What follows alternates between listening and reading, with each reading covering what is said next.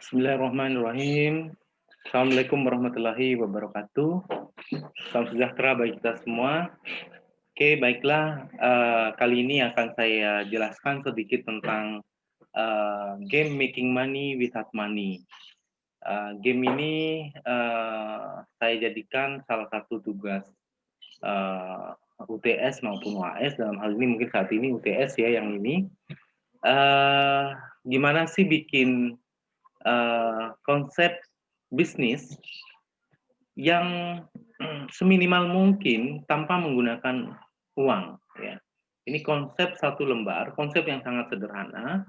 Saudara bikin konsep ini dalam satu lembar ada 4 poin. Nantinya saudara bisa buat.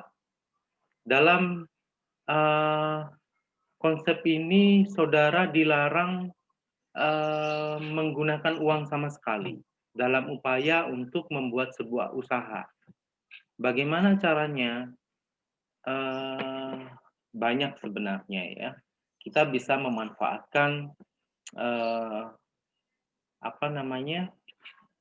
koneksi yang kita miliki, ya. Orang-orang terdekat yang kita miliki. Kendalanya apa? Seringkali kita mendapatkan banyak permasalahan memulai bisnis pasti harus ada uangnya, Pak. Harus ada modal. Nah, ini bagaimana di dalam game ini atau tugas ini nantinya saudara bikin konsep bisnis yang memang tidak butuh keluar uang pribadi gitu ya. Tetapi bisa memanfaatkan modal milik orang lain. Dalam hal ini bisa kita memanfaatkan modal saudara, tapi dalam bentuk yang lain sebenarnya ya. Nanti saya kasihkan contoh, mungkin dengan contoh ini akan lebih mudah.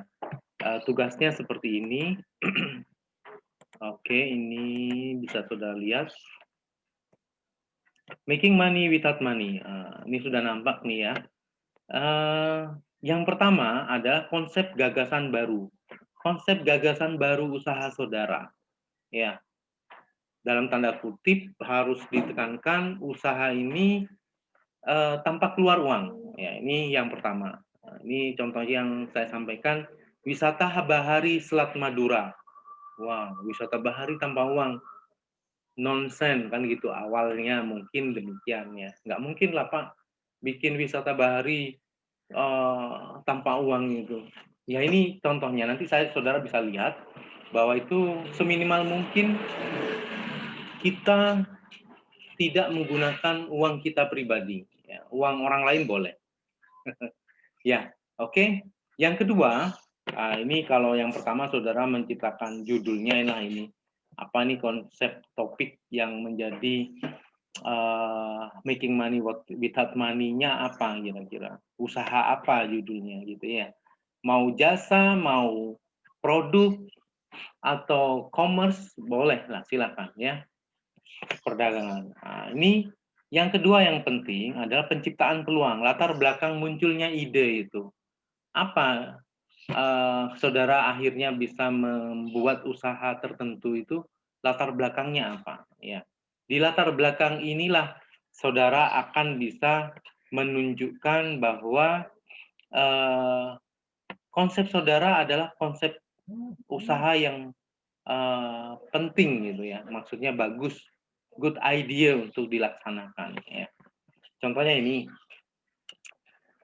saya buat tahun berapa ya? Saya lupa ini. Oke, ini sebelum baru-barunya Suramadu nih kayaknya ya. Oke, di Pantai Kamal Madura, tempat saya tinggal, terdapat sekitar 30 perahu motor nelayan yang kurang dimanfaatkan oleh pemiliknya. Nah, mereka jarang sekali melaut karena jumlah ikan yang semakin berkurang, sehingga mereka lebih memilih menjadi pedagang di pelabuhan. Pelabuhan Kamal ya, pada saat dulu, ya sekarang sudah sepi ini. Dan ini juga dampaknya juga saya analisis waktu itu. Dan sekarang adanya jembatan Suramadu membawa dampak negatif bagi mereka karena jumlah penumpang feri semakin menurun sehingga mempengaruhi pendapatan. Ya, sepi sekarang ya. Sudah terbukti. Nah, ini dulu ini kapan ya saya lupa ini 2010 atau 2011 ya ini saya bikin ini. Oke, saya lanjutkan aja. Dengan diresmikannya Suramadu, banyak orang di luar Madura mencoba jembatan tersebut sebagai objek rekreasi dan kembali ke Surabaya dengan menggunakan feri. Sampai saat ini masih banyak orang yang ingin merasakan jembatan Suramadu, terutama pada akhir pekan dan liburan. Ya, akhir pekan ramai. Kebanyakan wisatawan yang berkunjung ke Madura hanya sampai di Kamal. Kamal itu pelabuhan itu pada saat itu. Dan langsung kembali ke Surabaya karena tidak ada sarana rekreasi di Kamal. Jadi sebelum adanya Suramadu, orang yang pergi ke Kamal, nyebrang itu, ya berhenti hanya di Kamal, menginjakkan kakinya di Madura, setelah itu kembali. Tidak ada sesuatu yang bernilai. Karena tidak ada tempat rekreasi di Kamal, pelabuhan Kamal ya. Jadi ini kurang berkesan, seolah-olah syaratnya sudah nyebrang, pernah nyampe Madura, tapi tidak ada sesuatu yang bisa diceritakan lebih banyak. Jika ada tempat wisata di sekitar pelabuhan itu kan cukup menarik, saya kira bisa ada sesuatu yang dibawa pulang yang lebih banyak yang bisa diceritakan kepada teman-temannya. Ya. Jadi dari latar belakang itulah muncul menawarkan jasa wisata bahari yang menawarkan pengalaman menikmati pemandangan perairan Selat Madura dan jembatan Suramadu dengan menggunakan perahu motor tradisional. Perahu motor yang tadi ini 30 perahu ini saya nggak punya nih. Nah ini nelayan, punyanya nelayan. Terus bagaimana pelaksanaannya? Caranya gimana agar supaya kita menjalankan usaha yang tadi kita punya konsep tidak pakai uang itu. Mengumpulkan komunitas pemilik perahu motor di Kamal, menawarkan kerjasama untuk bergabung dengan jasa wisata, agar supaya dapat memberi nilai tambah dan penghasilan bagi mereka. Jika saya mendapatkan calon konsumen atau wisatawan, mereka siap melayani dengan prosedur yang saya tetapkan. Ya. Yang kedua, mempromosikan jasa tersebut dengan membuat web blog. Ini dulu web blog ya, sekarang lebih mudah bikin website ya. Yang menawarkan jasa wisata bahari di Selat Madura yang bisa menginformasikan keberadaan wisata bahari secara global. Ya, butuh dana. Iya kalau untuk internetnya, tapi bagaimana tidak keluar dana? Kita manfaatkan melalui wifi kampus yang free sekarang apalagi. Nah, itu bisa free kita kan gitu. Dulu bikin Facebook page, ya, Facebook usaha untuk wisata bahari ini. Ini tahapan yang saya lakukan gitu. Tidak membutuhkan dana untuk mempromosikan karena bikin weblog, Facebook page, bikin komunikasi pemasaran via internet ya dengan wifi gratis dari mana? Dari kampus kita. Itu salah satu contohnya. Oke, menjalin kerjasama dengan para pedagang yang ada di Pelabuhan Kamal. Nah, yang tadinya sepi tadi, untuk ikut serta mempromosikan akan keberadaan jasa ini kepada para penumpang kapal yang kebetulan membeli dagangannya. Word of mouth, positif. Dengan ramainya nanti kembali pelabuhan juga berdampak pada para pedagang.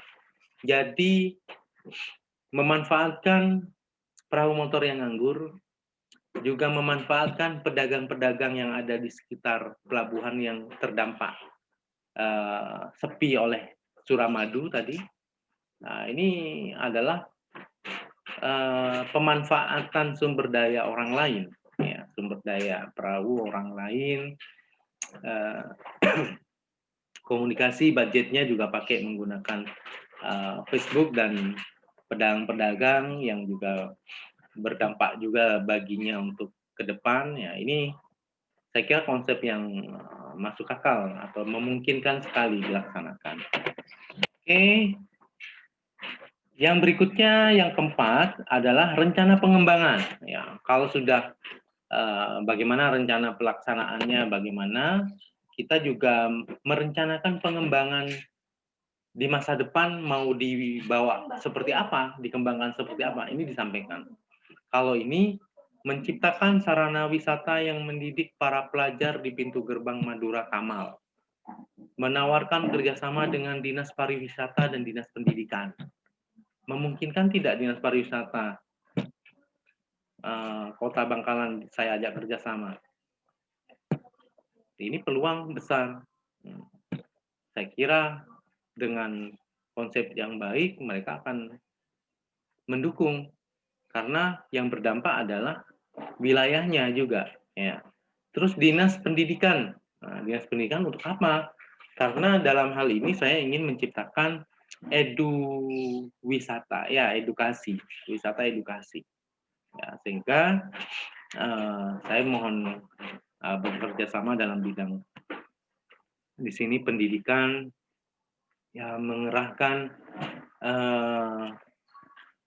lembaga pendidikan, seluruh pendidikan untuk mensosialisasikan dalam hal ini mempromosikan keberadaan wisata bahari ini, dan mungkin ada masukan dari Dinas Pendidikan terkait dengan wisata yang akan kita bikin ke depan semakin baik kan gitu. Yang terakhir, meramaikan kembali arus penumpang di Kamal. Jadi dengan dampak Suramadu di Kamal itu sepi, sehingga siapa yang terdampak tidak hanya pedagang, tidak hanya transportasi di sekitar Kamal, tetapi yang pemilik kapal dan pengelola pelabuhan, ASDP ya. Kira-kira mereka menolak enggak kalau saya ajak kerjasama? Karena dampaknya dapat meramaikan kembali transportasinya, ya kan berdampak secara ekonomis bagi mereka kalau saya berhasil. Jadi dampaknya banyak, dan yang saya ajak kerjasama adalah pihak-pihak yang memang juga akan memiliki keuntungan atau dampak positif dari keberhasilan sebuah konsep wisata ini. Nah, ini salah satu contoh satu lembar konsep bisnis making money without money. Bagaimana bikin uang tanpa uang. Nah, ini memanfaatkan. Ini salah satu contoh yang saya sampaikan di beberapa mata kuliah entrepreneur ya. Nggak mungkin, tapi ini konsepnya malah konsep besar. Ya, banyak hal yang konsep bisnis kecil yang bisa saudara bikin ya untuk tugas ini.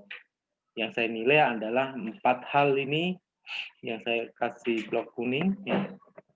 Bagaimana penciptaan peluang, bagaimana pelaksanaannya sehingga itu menunjukkan tidak menggunakan uang.